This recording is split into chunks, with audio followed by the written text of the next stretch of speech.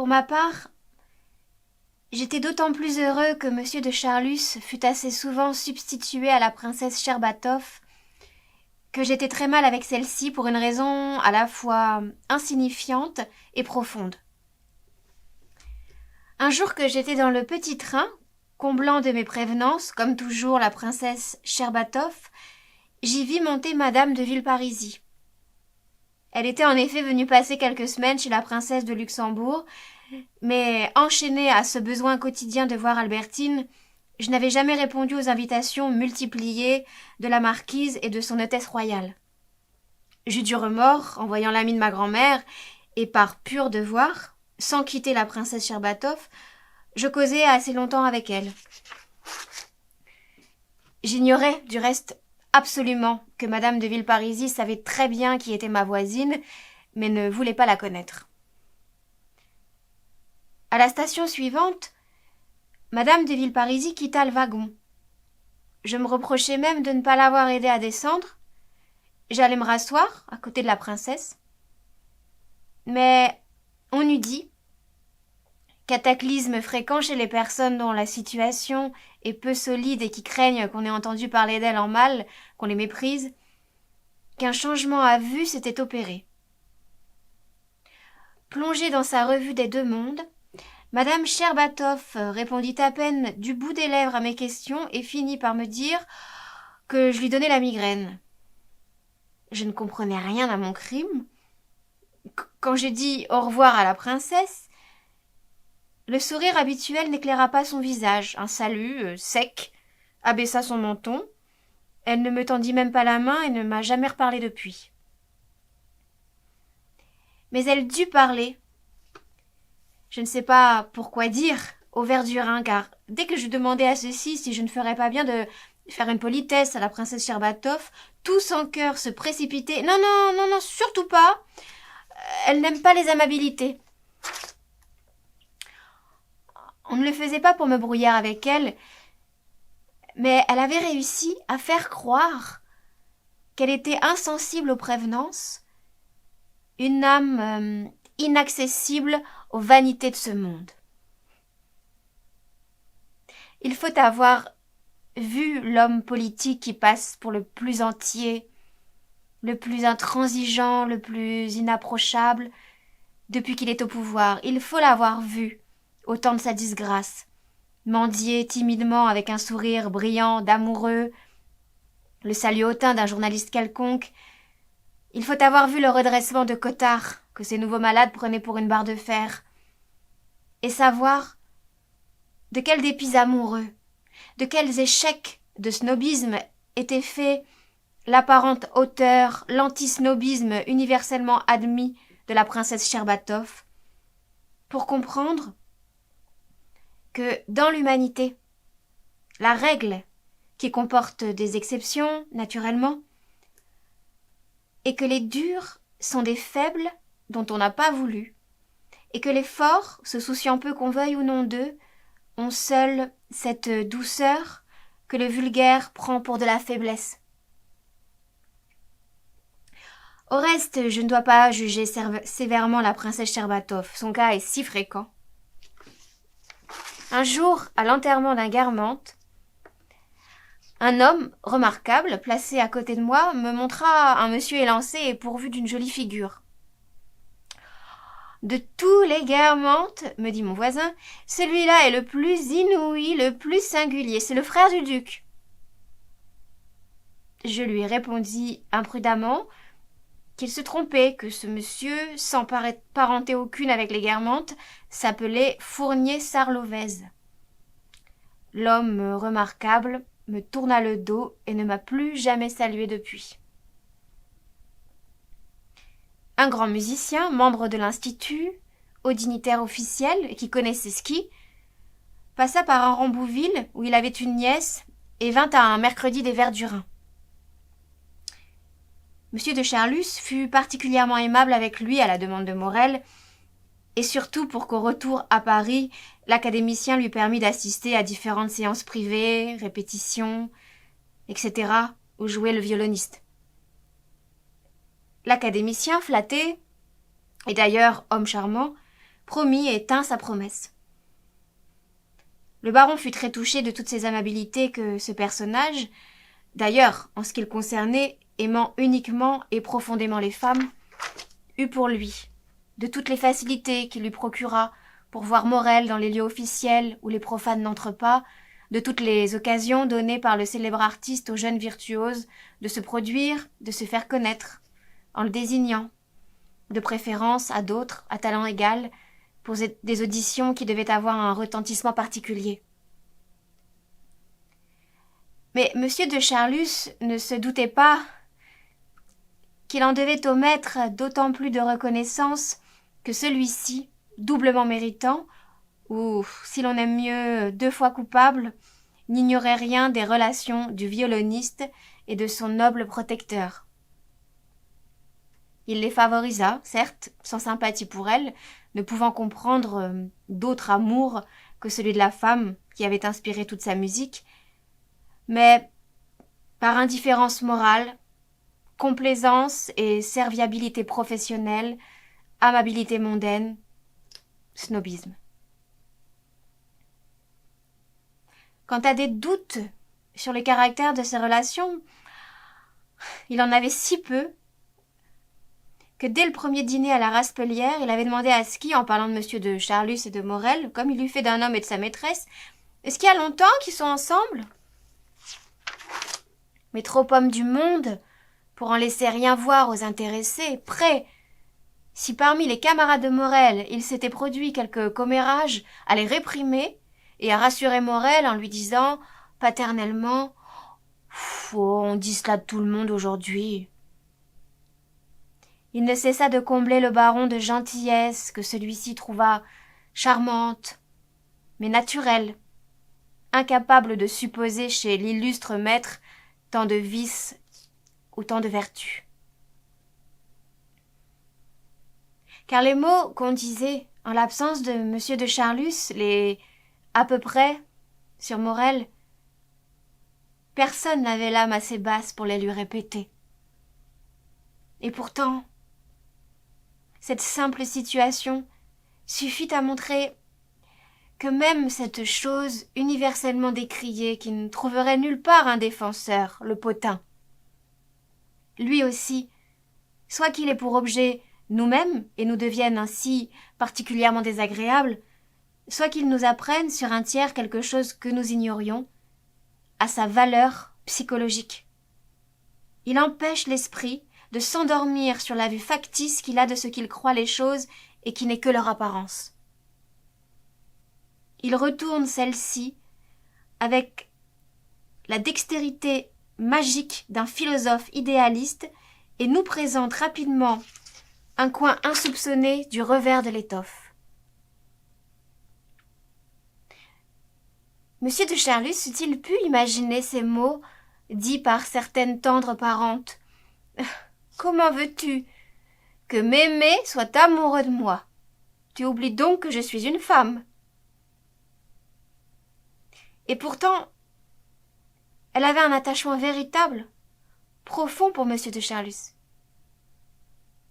Comment alors s'étonner que, pour les Verdurins, sur l'affection et la bonté desquels il n'avait aucun droit de compter, les propos qu'il disait loin de lui, et ce ne furent pas seulement, on le verra, des propos, fussent si différents de ce qu'il imaginait être, c'est-à-dire du simple reflet de ceux qu'il entendait quand il était là.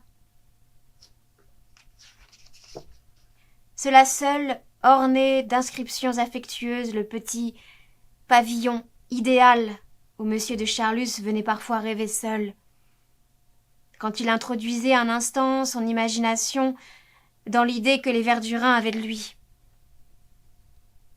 L'atmosphère y était si sympathique, si cordiale, le repos si réconfortant, que quand M. de Charlus, avant de s'endormir, était venu s'y délasser un instant de ses soucis, il n'en sortait jamais sans un sourire. Mais pour chacun de nous, ce genre de pavillon est double. En face de celui que nous croyons être l'unique, il y a l'autre, qui nous est habituellement invisible, le vrai, symétrique avec celui que nous connaissons, mais bien différent, et dont l'ornementation, où nous ne reconnaîtrions rien de ce que nous nous attendions à voir, nous épouvanterait, comme faite avec les symboles odieux d'une hostilité insoupçonnée. Quelle stupeur! Pour M. de Charlus, s'il avait pénétré dans un de ces pavillons adverses, grâce à quelques potins, comme par un de ces escaliers de service, où des graffitis obscènes sont charbonnés à la porte des appartements par des fournisseurs mécontents ou des domestiques renvoyés. Mais tout autant que nous sommes privés de ce sens de l'orientation dont sont doués certains oiseaux.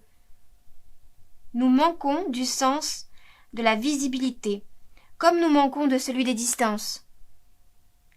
Nous imaginons toute proche l'attention intéressée des gens qui au contraire ne pensent jamais à nous, et ne soupçonnant pas que nous sommes pendant ce temps-là, pour d'autres, leur seul souci.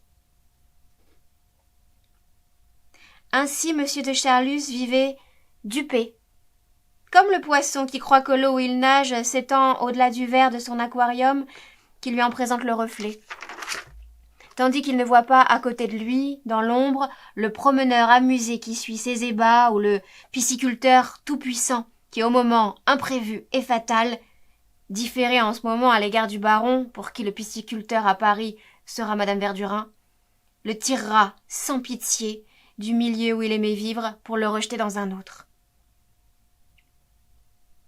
Au surplus, les peuples, en tant qu'ils ne sont que des collections d'individus, peuvent offrir des exemples plus vastes mais identiques en chacune de leurs parties de cette cécité profonde, obstinée et déconcertante. Jusqu'ici,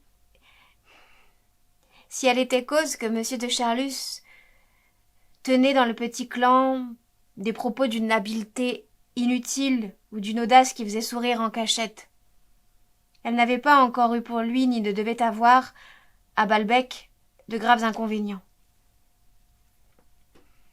Un peu d'albumine, de sucre, d'arythmie cardiaque n'empêche pas la vie de continuer normale pour celui qui ne s'en aperçoit pas même, alors que seul le médecin y voit la prophétie de catastrophe. Actuellement, le goût, platonique ou non, de M. de Charlus pour Morel poussait seulement le baron à dire volontiers, en l'absence de Morel, qu'il le trouvait très beau, pensant que cela serait entendu en toute innocence, et agissant en cela comme un homme fin, qui, appelé à déposer devant un tribunal, ne craindra pas d'entrer dans des détails qui, semblant en apparence désavantageux pour lui, mais qui, à cause de cela même, ont plus de naturel et moins de vulgarité que les protestations conventionnelles d'un accusé de théâtre.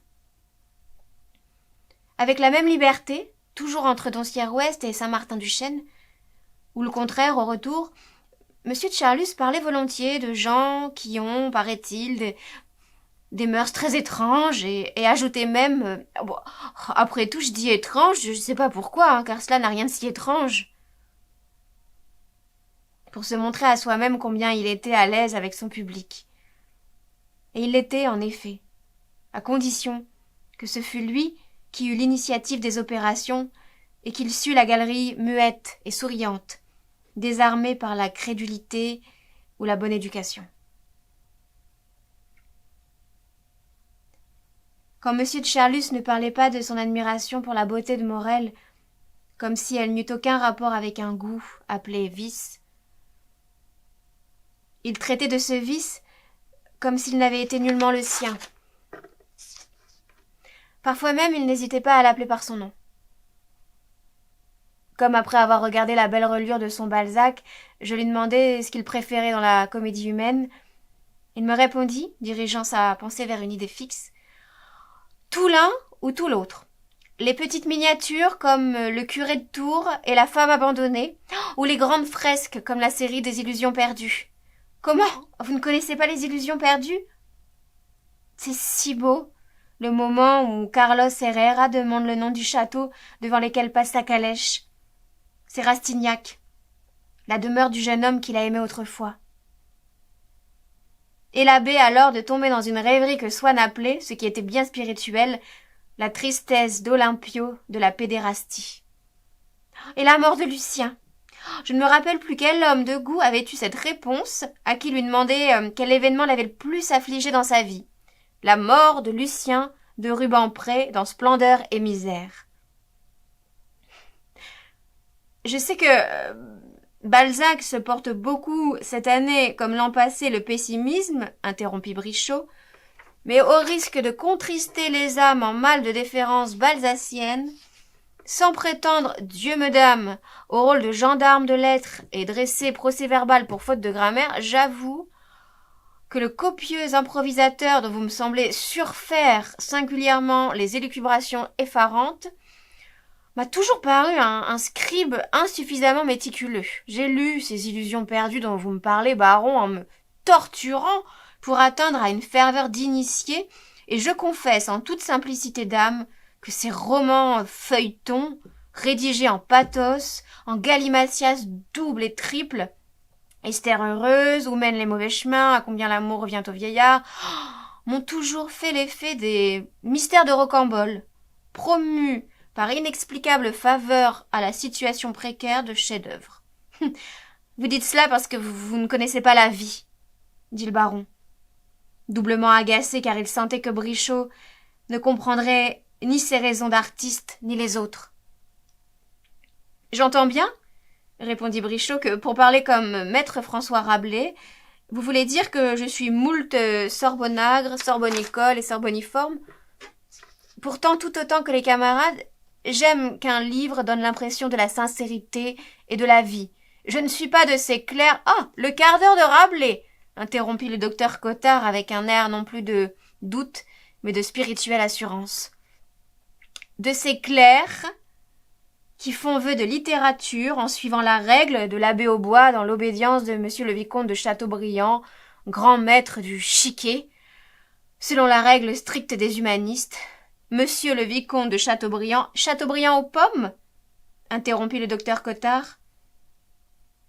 C'est lui le patron de la confrérie, continua Brichot, sans relever la plaisanterie du docteur, lequel, en revanche, alarmé par la phrase de l'universitaire, regarda M. de Charlus avec inquiétude. Brichot avait semblé manquer de tact à Cottard, duquel le calembour avait amené un fin sourire sur les lèvres de la princesse Sherbatoff. Avec le professeur, l'ironie mordante du parfait sceptique ne perd jamais ses droits, dit-elle par amabilité et pour montrer que le mot du médecin n'avait pas passé inaperçu pour elle. Le sage est forcément sceptique, répondit le docteur. Que sais-je? Gnoti seoton, disait Socrate. C'est très juste. L'excès en tout est un défaut, mais je reste bleu quand je pense que cela a suffi à faire durer le nom de Socrate jusqu'à nos jours. Qu'est-ce qu'il y a dans cette philosophie? Peu de choses, en somme. Quand on pense que Charcot et d'autres ont fait des travaux 1000 fois plus remarquables et qui s'appuient au moins sur quelque chose, sur la suppression du réflexe pupillaire comme syndrome de la paralysie générale, et qu'ils sont presque oubliés. En somme, Socrate, ce n'est pas extraordinaire.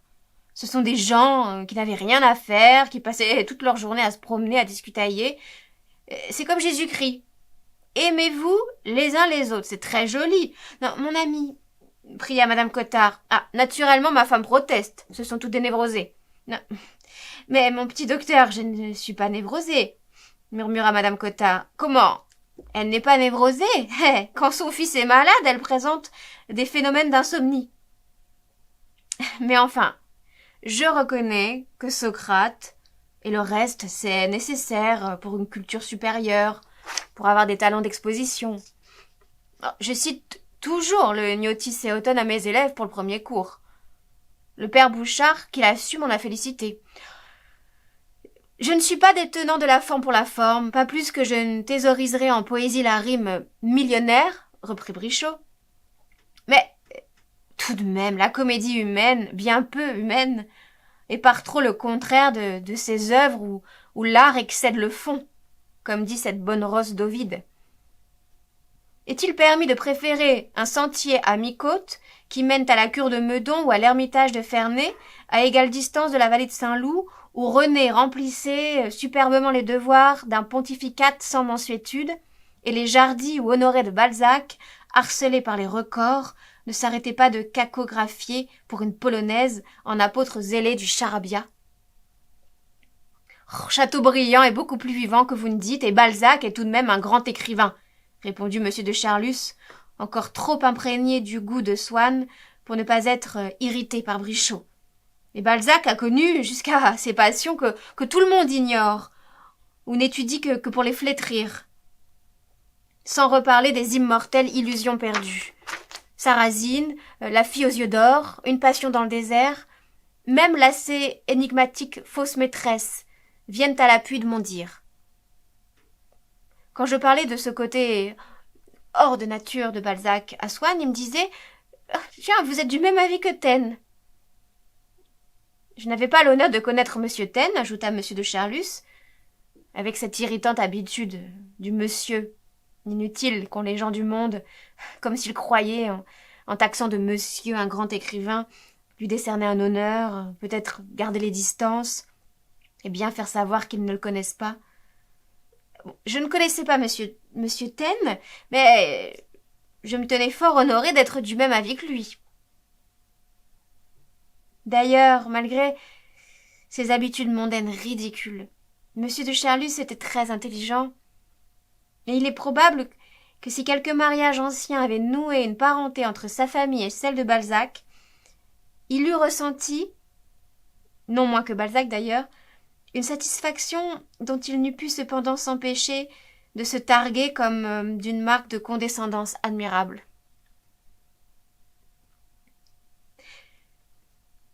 Parfois, à la station qui suivait Saint-Martin-du-Chêne, des jeunes gens montaient dans le train. M. de Charlus ne pouvait pas s'empêcher de les regarder. Mais comme il abrégeait et dissimulait l'attention qu'il leur prêtait, elles prenaient l'air de cacher un secret, plus particulier même que le véritable. On aurait dit qu'il les connaissait, le laissait malgré lui paraître après avoir accepté son sacrifice, avant de se retourner vers nous, comme font ces enfants à qui, à la suite d'une brouille entre parents, on a défendu de dire bonjour à des camarades, mais qui, lorsqu'ils les rencontrent, ne peuvent se priver de lever la tête avant de retomber sous la férule de leur précepteur.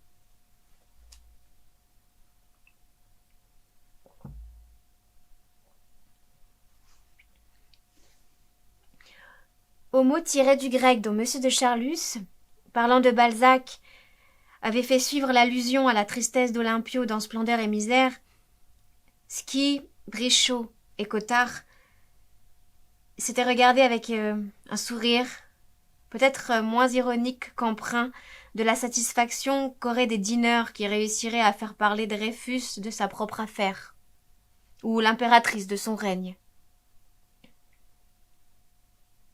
On comptait bien le pousser un peu sur ce sujet, mais c'était déjà Doncières, où Morel nous rejoignait.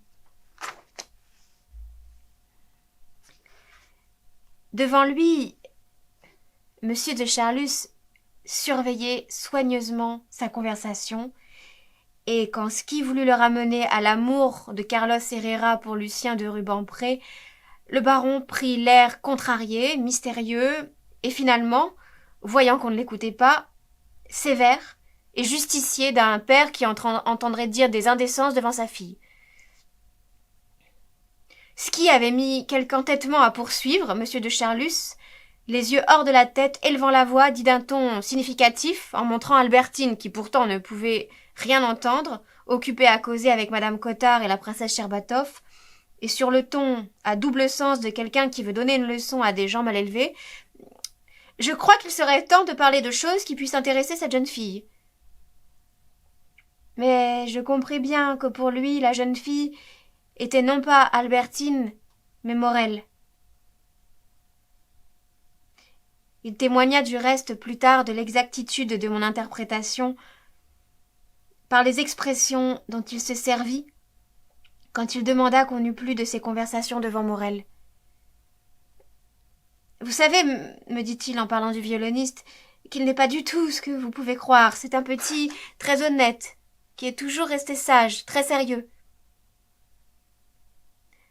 Et on sentait à ces mots que M. de Charlus considérait l'inversion sexuelle comme un danger, aussi menaçant pour les jeunes gens que la prostitution pour les femmes, et que s'il se servait pour Morel de l'épithète de sérieux, c'était dans le sens qu'elle prend à appliquer à une petite ouvrière. Alors Brichot, pour changer la conversation, me demanda si je comptais rester encore longtemps à Incarville. J'avais eu beau lui faire observer plusieurs fois que j'habitais non pas à Incarville mais à Balbec, il retombait toujours dans sa faute, car c'est sous le nom d'Incarville ou de Balbec-Incarville qu'il désignait cette partie du littoral. Il y a ainsi des gens qui parlent des mêmes choses que nous en les appelant d'un nom un peu différent. Une certaine dame du faubourg Saint-Germain me demandait toujours, quand elle voulait parler de la duchesse de Guermantes, s'il y avait longtemps que je n'avais pas vu Zénaïde ou Oriane Zénaïde, ce qui fait qu'au premier moment je ne comprenais pas. Probablement, il y avait eu un temps où une parente de madame de Guermantes, s'appelant Oriane, ou on l'appelait, elle, pour éviter les confusions, Oriane Zénaïde. Peut-être aussi y avait-il eu d'abord une gare seulement à Incarville, et allait-on de là en voiture à Balbec.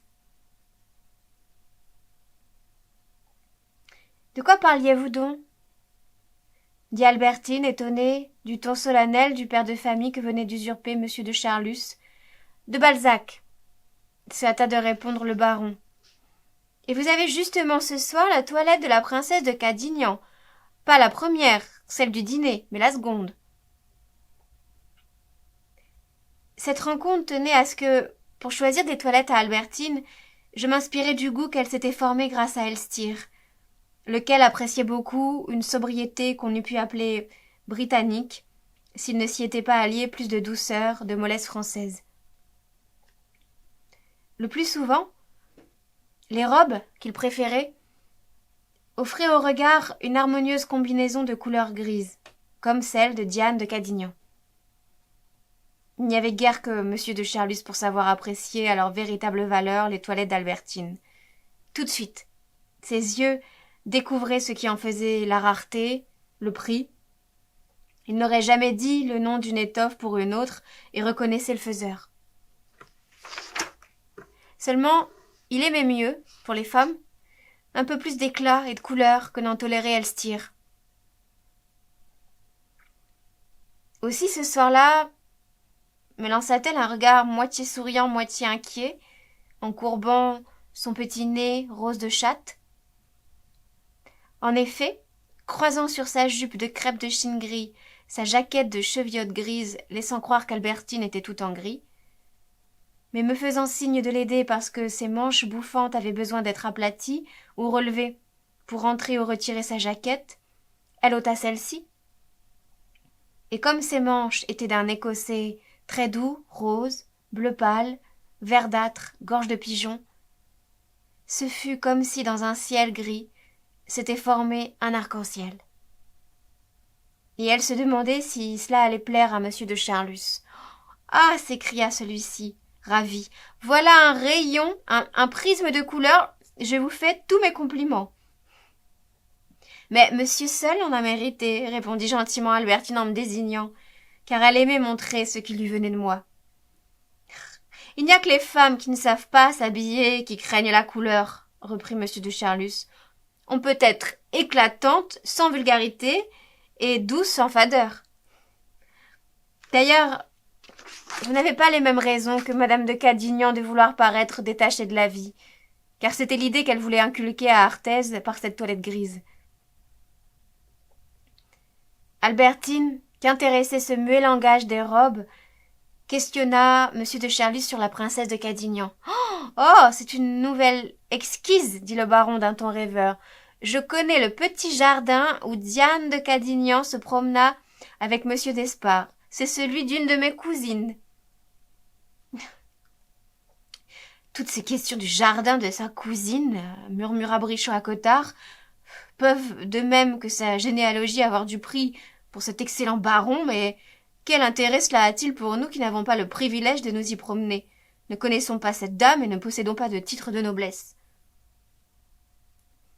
Car Brichot ne soupçonnait pas qu'on puisse s'intéresser à une robe et à un jardin comme à une œuvre d'art, et que c'est comme dans Balzac que M. de Charlus revoyait les petites allées de Madame de Cadignan. Le baron poursuivit. « Mais vous la connaissez, me dit-il, en parlant de cette cousine, et pour me flatter, en s'adressant à moi comme à quelqu'un qui, exilé dans le petit clan, pour M. de Charlus, sinon, était de son monde, du moins allait dans son monde. En tout cas, vous avez dû la voir chez Madame de Villeparisis. » La marquise de Villeparisis, à qui appartient le château de Beaucreux, demanda Brichot d'un air captivé. « Oui, vous la connaissez ?» demanda sèchement M. de Charlus. Nullement, répondit Brichot, mais notre collègue Norpois passe tous les ans une partie de ses vacances à Beaucreux. J'ai eu l'occasion de lui écrire là. Je dis à Morel, pensant l'intéresser, que M. de Norpois était ami de mon père. Mais pas un mouvement de son visage ne témoigna qu'il eût entendu, tant il tenait mes parents pour gens de peu, et n'approchant pas de bien loin de ce qu'avait été mon grand-oncle, chez qui son père avait été valet de chambre et qui, du reste, contrairement au reste de la famille, aimant assez faire des embarras, avait laissé un souvenir ébloui à ses domestiques. Il paraît que Madame de Villeparisis est une femme supérieure, mais je n'ai jamais été admis à en juger par moi-même. Du reste que mes collègues, car Norpois, qui est d'ailleurs plein de courtoisie et d'affabilité à l'Institut, n'a présenté aucun de nous à la marquise. Je ne sais de reçu par elle que notre ami Thureau d'Angin, qui avait avec elle d'anciennes relations de famille, et aussi Gaston Boissier, qu'elle a désiré connaître à la suite d'une étude qui l'intéressait tout particulièrement.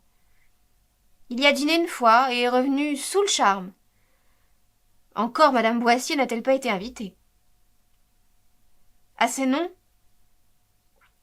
Morel sourit d'attendrissement. « Ah, Thureau d'Angin !»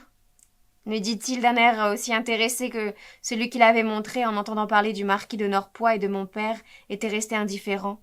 « Thureau d'Angin, c'est une paire d'amis avec votre oncle. » Quand une dame voulait une place du centre pour une réception à l'Académie, votre oncle disait « J'écrirai à Thureau d'Angin ». Et naturellement, la place était aussitôt envoyée car vous comprenez bien que M. Thureau d'Angin ne se serait pas risqué de rien refuser à votre oncle, qu'il aurait repincé au tournant. Cela m'amuse aussi d'entendre le nom de Boissier, car c'était là que votre grand-oncle faisait faire toutes ses emplettes pour les dames au moment du jour de l'an. Je le sais car je connais la personne qui était chargée de la commission. Il faisait plus que la connaître, c'était son père.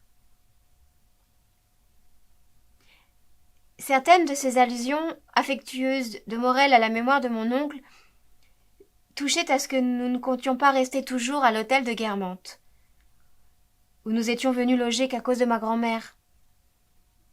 On parlait quelquefois d'un déménagement possible. Or, pour comprendre les conseils que me donnait à cet égard Charles Morel, il faut savoir qu'autrefois, mon grand-père demeurait 40 bis boulevard Malesherbes. Il en était résulté que dans la famille, comme nous allions beaucoup chez mon oncle Adolphe jusqu'au jour fatal où je brouillais mes parents avec lui en racontant l'histoire de la dame en rose, au lieu de dire « chez mon oncle », on disait « au 40 bis ».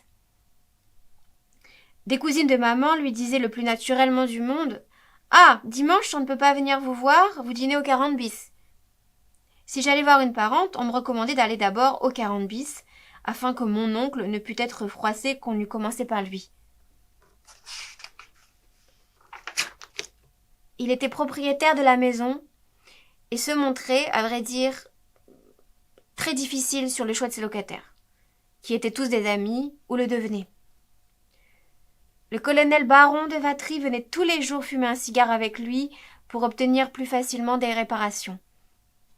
La porte cochère était toujours fermée, et si à une fenêtre mon oncle apercevait un linge, un tapis, Il entrait en fureur et les faisait retirer plus rapidement qu'aujourd'hui les agents de police. Mais enfin, il n'en louait pas moins une partie de la maison, n'ayant pour lui que 2 étages et les écuries. Malgré cela, sachant lui faire plaisir en vantant le bon entretien de la maison, on célébrait le confort du petit hôtel, comme si mon oncle en avait été le seul occupant, et il laissait dire, sans opposer le démenti formel qu'il aurait dû.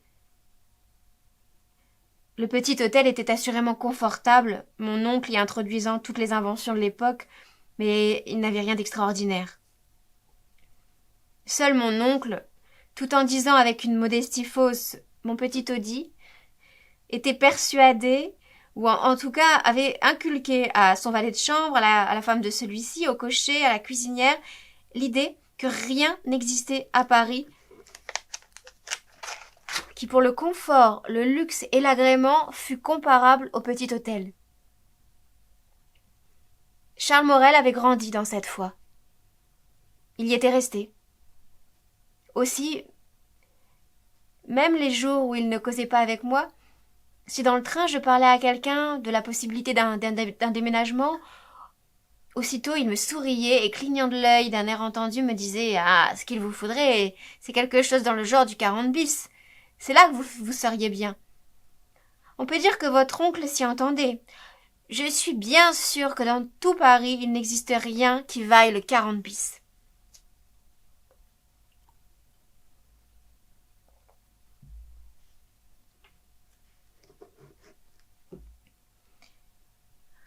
À l'air mélancolique qu'avait pris en parlant de la princesse de Cadignan, Monsieur de Charlus, j'avais bien senti que cette nouvelle ne le faisait pas penser qu'au petit jardin d'une cousine assez indifférente. Il tomba dans une songerie profonde et, comme se parlant à soi-même, « Les secrets de la princesse de Cadignan » s'écria-t-il, « quel chef-d'œuvre ! Comme c'est profond, comme c'est douloureux, cette mauvaise réputation de Diane qui craint tant que l'homme qu'elle aime ne la prenne. Quelle vérité éternelle et plus générale que cela n'en a l'air. Comme cela va loin. » Monsieur de Charlus prononça ces mots avec une tristesse qu'on sentait pourtant qu'il ne trouvait pas sans charme. Certes, Monsieur de Charlus, ne sachant pas au juste dans quelle mesure ses mœurs étaient ou non connues, tremblait, depuis quelque temps, qu'une fois qu'il serait revenu à Paris et qu'on le verrait avec Morel, la famille de celui-ci n'intervient et qu'ainsi son bonheur fût compromis. Cette éventualité ne lui était probablement apparue jusqu'ici que comme quelque chose de profondément désagréable et pénible, mais le baron était fort artiste. Et maintenant que, depuis un instant, il confondait sa situation avec celle décrite par Balzac, il se réfugiait, en quelque sorte, dans la nouvelle, et à l'infortune qui le menaçait, peut-être, et ne le laissait pas en tout cas de l'effrayer. Il avait cette consolation de trouver, dans sa propre anxiété, ce que Swann et aussi Saint-Loup eussent appelé quelque chose de très balzacien. Cette identification à la princesse de Cadignan avait été rendue facile pour Monsieur de Charlus grâce à la transposition mentale qui lui devenait habituelle et dont il avait déjà donné divers exemples. Elle suffisait d'ailleurs pour que le seul remplacement de la femme comme objet aimé par un homme déclencha aussitôt autour de celui-ci tout le processus de complication sociale qui se développe autour d'une liaison ordinaire. Quand pour une raison quelconque, on introduit une fois pour toutes un changement dans le calendrier ou dans les horaires, si on fait commencer l'année quelques semaines plus tard, ou si l'on fait sonner minuit un quart d'heure plus tôt, comme les journées auront tout de même 24 heures et les mois 30 jours, tout ce qui découle de la mesure du temps restera identique. Tout peut avoir été changé sans amener aucun trouble, puisque les rapports entre les chiffres sont toujours pareils. Ainsi des vies qui adoptent l'heure de l'Europe centrale ou les calendriers orientaux. Il semble même que l'amour-propre qu'on a à entretenir une actrice joua un rôle dans cette liaison-ci. Quand dès le premier jour, M. de Charlus s'était enquis de ce qu'était Morel, certes, il avait appris qu'il était d'une humble extraction. Mais une demi-mondaine que nous aimons ne perd pas pour nous de son prestige parce qu'elle est la fille de pauvres gens. En revanche, les musiciens connus à qui il avait fait écrire, même pas par intérêt comme les amis qui, en présentant Swann à Odette, la lui avaient dépeinte comme plus difficile et plus recherchée qu'elle n'était, par simple banalité d'homme, en vue, surfaisant un débutant, avait répondu au baron « Ah, grand talent, grosse situation, étant donné naturellement qu'il est un jeune, très apprécié des connaisseurs, fera son chemin. » Et par la manie des gens qui ignorent l'inversion à parler de la beauté masculine, et puis, il est joli à avoir joué. Il fait mieux que personne dans un concert, il a de jolis cheveux, des poses distinguées, la tête est ravissante, et il a l'air d'un violoniste de portrait. Aussi M. de Charlus, surexcité d'ailleurs par Morel, qui ne lui laissait pas ignorer de combien de propositions il était l'objet, était-il flatté de le ramener avec lui, de lui construire un pigeonnier où il revint souvent. Car le reste du temps il le voulait libre, ce qui était rendu nécessaire par sa carrière que M. de Charlus désirait, tant d'argent qu'il dut lui donner que Morel continua. Soit à cause de cette idée très guermante qu'il faut qu'un homme fasse quelque chose qu'on ne vaut que par son talent, et que la noblesse ou l'argent sont simplement le zéro qui multiplie une valeur, soit qu'il eut peur qu'oisif et toujours auprès de lui le violoniste s'ennuya. Enfin, il ne voulait pas se priver du plaisir qu'il avait, lors de certains grands concerts, à se dire « Celui qu'on acclame en ce moment sera chez moi cette nuit. » Les gens élégants, quand ils sont amoureux, et de quelque façon qu'ils le soient, mettent leur vanité à ce qui peut détruire les avantages antérieurs où leur vanité eût trouvé satisfaction. Morel, me sentant, sans méchanceté pour lui, sincèrement attaché à M. de Charlus, et d'autre part d'une indifférence physique absolue à l'égard de tous les deux, finit par manifester à mon endroit les mêmes sentiments de chaleureuse sympathie qu'une cocotte, qui sait qu'on ne la désire pas, et que son amant a en vous un ami sincère qui ne cherchera pas à le brouiller avec elle. Non seulement il me parlait exactement comme autrefois Rachel, la maîtresse de Saint-Loup, mais encore, d'après ce que me répétait M. de Charlus, lui disait de moi en absence les mêmes choses que Rachel disait de moi à Robert. Enfin, M. de Charlus me disait « Oh, il vous aime beaucoup. Comme Robert, elle t'aime beaucoup. Et comme le neveu de la part de sa maîtresse, c'est de la part de Morel que l'oncle me demandait souvent de venir dîner avec eux. » Il n'y avait d'ailleurs pas moins d'orage entre eux qu'entre Robert et Rachel. Certes, quand Charlie, Morel, était parti, M. de Charlus ne tarissait pas d'éloges sur lui, répétant ce dont il était flatté, que le violoniste était si bon pour lui. Mais il était pourtant visible que souvent Charlie, même devant tous les fidèles, avait l'air irrité au lieu de paraître toujours heureux et soumis, comme eût souhaité le baron. Cette irritation alla même plus tard, par suite de la faiblesse qui poussait M. de Charlus à pardonner ses inconvenances d'attitude à Morel, jusqu'au point que le violoniste ne cherchait pas à la cacher ou même l'affecter. J'ai vu M. de Charlus entrant dans un wagon où Charlie était avec des militaires de ses amis, accueilli par des haussements d'épaules du musicien, accompagné d'un clignement d'yeux à ses camarades, ou bien il faisait semblant de dormir, comme quelqu'un que cette arrivée excède d'ennui, ou il se mettait à tousser, les autres riaient, et affectaient, pour se moquer, le parler mièvre des hommes pareils à Charlus. Attiré dans un coin Charlie, qui finissait par revenir, comme forcé, auprès de monsieur de Charlus, dont le cœur était percé par tous ses traits. Il est inconcevable qu'il les ait supportés. Et ces formes, chaque fois différentes, de souffrance posaient à nouveau pour monsieur de Charlus le problème du bonheur. Le forçait non seulement à demander davantage, mais à désirer autre chose. La précédente combinaison se trouvant viciée par un affreux souvenir.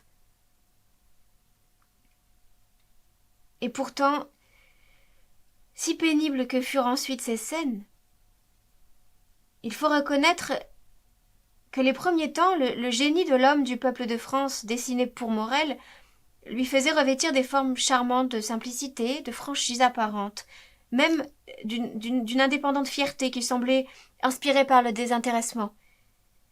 Cela était faux.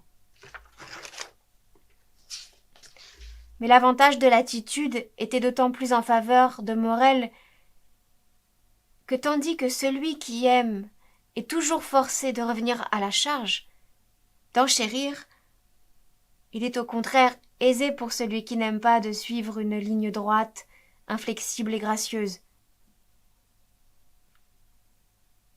Elle existait de par le privilège de la race dans le visage si ouvert de ce Morel au cœur si fermé, ce visage paré de la grâce néo-hellénique qui fleurit aux basiliques champenoises.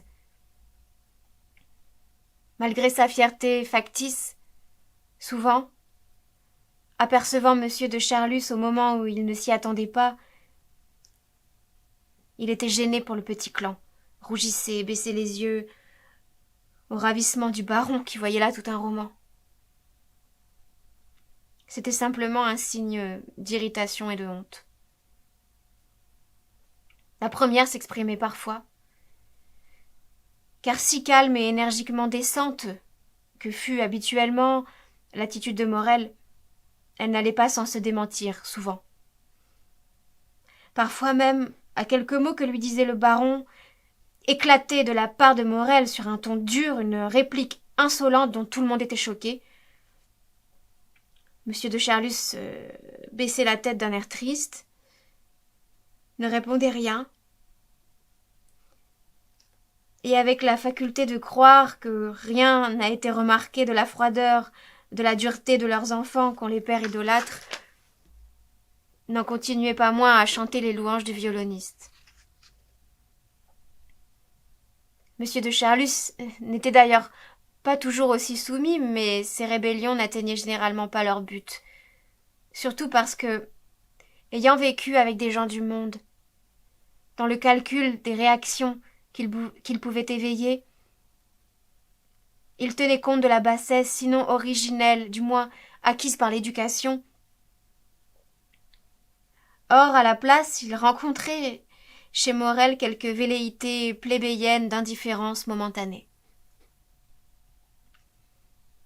Malheureusement pour monsieur de Charlus, il ne comprenait pas que, pour Morel, tout cédait devant les questions où le conservatoire et la bonne réputation au conservatoire, mais ceci qui devait être plus grave ne posait pas pour le moment, entraient en jeu. Ainsi, par exemple, les bourgeois changent aisément de nom par vanité, les grands seigneurs par avantage. Pour le jeune violoniste, au contraire, le nom de Morel était indissolublement lié à son premier prix de violon, donc impossible à modifier. Monsieur de Charlus aurait voulu que Morel tînt tout de lui, même son nom. S'étant avisé que le prénom de Morel était Charles, qui ressemblait à Charlus, et que la propriété où il se voyait s'appelait Les Charmes, il voulut persuader à Morel qu'un joli nom, agréable à dire, étant la moitié d'une réputation artistique, le virtuose devait sans hésiter prendre le nom de Charmel, allusion discrète au lieu de leur rendez-vous. Morel haussa les épaules. En dernier argument, M. de Charlus eut la malheureuse idée d'ajouter qu'il avait un valet de chambre qui s'appelait ainsi. Il ne fit qu'exciter la furieuse indignation du jeune homme. Il y eut un temps où mes ancêtres étaient fiers du titre de valet de chambre, de maître d'hôtel du roi, et il y en eut un autre, répondit fièrement Morel, où mes ancêtres firent couper le cou au vôtre. M. de Charlus eût été bien étonné s'il eût pu supposer qu'à défaut de Charmel, résigné à adopter Morel et à lui donner un des titres de la famille des Guermantes desquels il disposait, mais que les circonstances, comme on le verra, ne lui permirent pas d'offrir au violoniste, celui-ci eût refusé, en pensant à la réputation artistique attachée à son nom de Morel et aux commentaires qu'on eût fait à la classe. Tant au-dessus du faubourg Saint-Germain il plaçait la rue Bergère. Force fut à M. de Charlus de se contenter pour l'instant de faire à Morel des bagues symboliques portant l'antique inscription plus ultra Carolus. Certes, devant un adversaire d'une sorte qu'il ne connaissait pas, M. de Charlus aurait dû changer de tactique. Mais qui en est capable? Du reste, si M. de Charlus avait des maladresses, il n'en manquait pas non plus à Morel. Bien plus que la circonstance même qui amena la rupture, ce qui devait au moins provisoirement, mais ce provisoire se trouva être définitif, le perdre auprès de M. de Charlus, c'est qu'il n'y avait pas en lui que la bassesse qui le faisait être plat devant la dureté et répondre par l'insolence à la douceur. Parallèlement à cette bassesse de nature, il y avait une neurasthénie compliquée de mauvaise éducation, qui s'éveillant dans toute circonstance où il était en faute ou devenait à charge, faisait qu'au moment même où il aurait eu besoin de toute sa gentillesse, de toute sa douceur, de toute sa gaieté pour désarmer le baron, il devenait sombre, hargneux, cherchait à entamer des discussions où il savait qu'on n'était pas d'accord avec lui, soutenait son point de vue hostile avec une faiblesse de raison et une violence tranchante qui augmentait cette faiblesse même. Car bien vite, à court d'arguments, il en inventait quand même dans lesquels se déployait toute l'étendue de son ignorance et de sa bêtise. Elle perçait à peine quand il était aimable et ne cherchait qu'à plaire. Au contraire, on ne voyait plus qu'elle dans ses accès d'humeur sombre ou d'inoffensive, elle devenait haïssable. Alors, M. de Charlus se sentait excédé, ne mettait son espoir que dans un lendemain meilleur, tandis que Morel, oubliant que le baron le faisait vivre fastueusement, avec un sourire ironique de pitié supérieure, et disait « Je n'ai jamais rien accepté de personne. Comme cela, je n'ai personne à qui je dois un seul merci. » En attendant, et comme s'il eût affaire à un homme du monde, M. de Charlus continuait à exercer ses colères, vraies ou feintes, mais devenues inutiles. Elles ne l'étaient pas toujours, cependant. Ainsi un jour, qui se place d'ailleurs après cette première période, où le baron revenait avec Charlie et moi d'un déjeuner chez les Verdurins, croyant passer la fin de l'après-midi avec la soirée avec le violoniste à Doncières, l'adieu de celui-ci, dès au sortir du train, qui répondit « Non, j'ai affaire », causa à M. de Charlus une déception si forte que bien qu'il eût essayé de faire contre mauvaise fortune bon cœur, je vis des larmes faire fondre le fard de ses cils, tandis qu'il restait hébété devant le train. Cette douleur fut telle que, comme nous comptions, elle et moi, finir la journée à Doncières, je dis à Albertine, à l'oreille, que je voudrais bien que nous ne laissions pas seul M. de Charlus, qui me semblait, je ne savais pourquoi, chagriné. La chère petite accepta de grand cœur. Je demandai alors à M. de Charlus s'il ne voulait pas que je l'accompagnasse un peu. Lui aussi accepta, mais refusa de déranger pour cela ma cousine. je trouvais une certaine douceur, et sans doute pour une dernière fois, puisque j'étais résolue de rompre avec elle, à lui ordonner doucement, comme si elle avait été ma femme: rentre de ton côté, je te retrouverai ce soir. Et à l'entendre, comme une épouse aurait fait, me donner la permission de faire comme je voudrais et m'approuver, si monsieur de Charlus, qu'elle aimait bien, avait besoin de moi, de me mettre à sa disposition.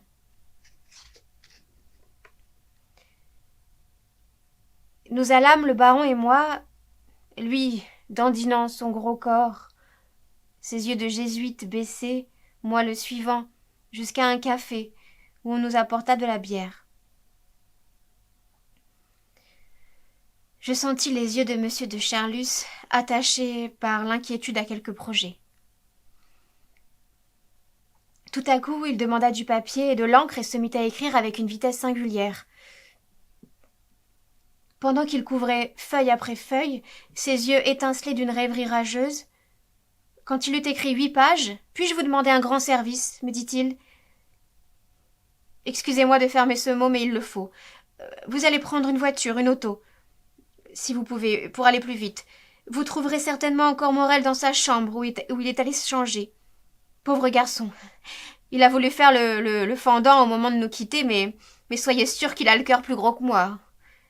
Vous allez lui donner ce mot, et si vous le demande où vous m'avez vu, vous lui direz que vous vous étiez arrêté à Doncières, ce qui est du reste la vérité, pour voir Robert, ce qui ne l'est peut-être pas, mais que vous m'avez rencontré avec quelqu'un que vous ne connaissiez pas, que j'avais l'air très en colère, que vous aviez cru surprendre les mots d'envoi de témoin.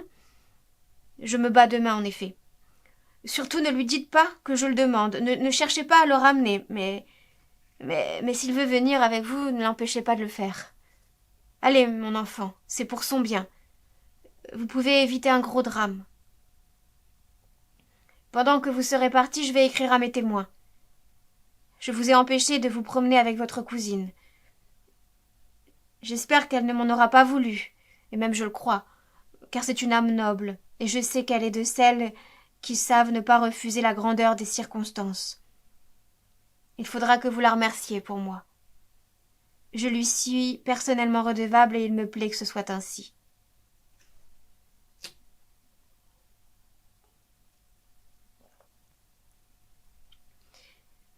J'avais grand pitié de monsieur de Charlus.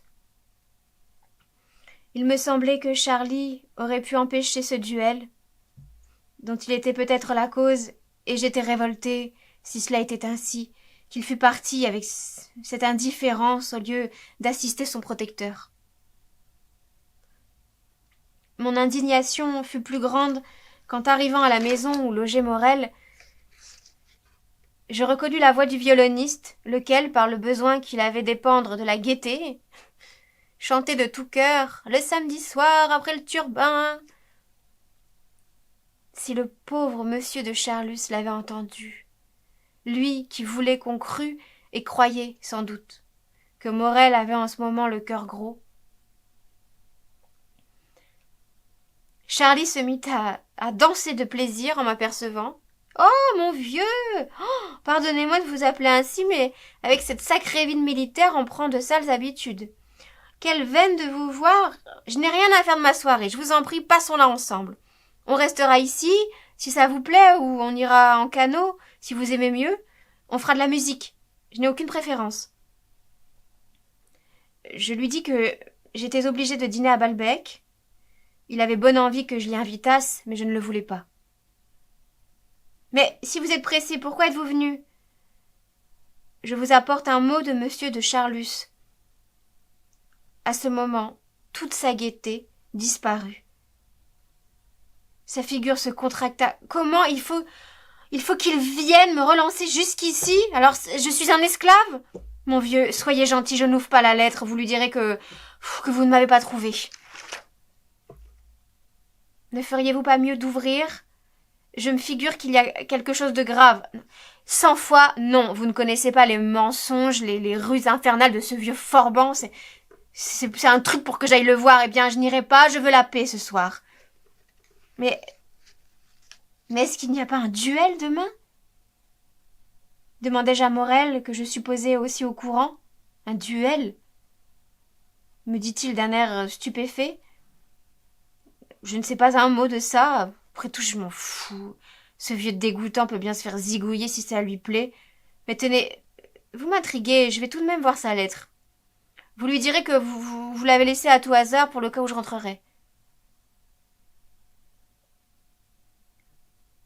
Tandis que Morel me parlait, je regardais avec stupéfaction les admirables livres que lui avait donnés M. de Charlus et qui encombraient la chambre. Le violoniste ayant refusé ceux qui portaient « Je suis au baron », devise qui lui semblait insultante pour lui-même comme un signe d'appartenance, le baron, avec l'ingéniosité sentimentale où se complaît l'amour malheureux, en avait varié d'autres, provenant d'ancêtres, mais commandés aux relieurs selon les circonstances d'une mélancolique amitié. Quelquefois elles étaient brèves et confiantes, comme spes mea ou comme expectata non edulet. Quelquefois seulement résignées comme j'attendrai. Certaines galantes, même plaisir du maître, ou conseillant la chasteté, comme celle empruntée aux Simianes semées des tours d'azur et de fleurs de lys et détournées de son sens, sustentant lilia tures. D'autres enfin désespérés, et donnant rendez-vous au ciel à celui qui n'avait pas voulu de lui sur la terre, manet ultima coelo. Et trouvant trop verte la grappe qu'il ne pouvait pas atteindre, feignant de n'avoir pas recherché ce qu'il n'avait pas obtenu, M. de Charlus disait dans l'une « Non mortale quod opto ». Mais je n'eus pas le temps de les voir toutes.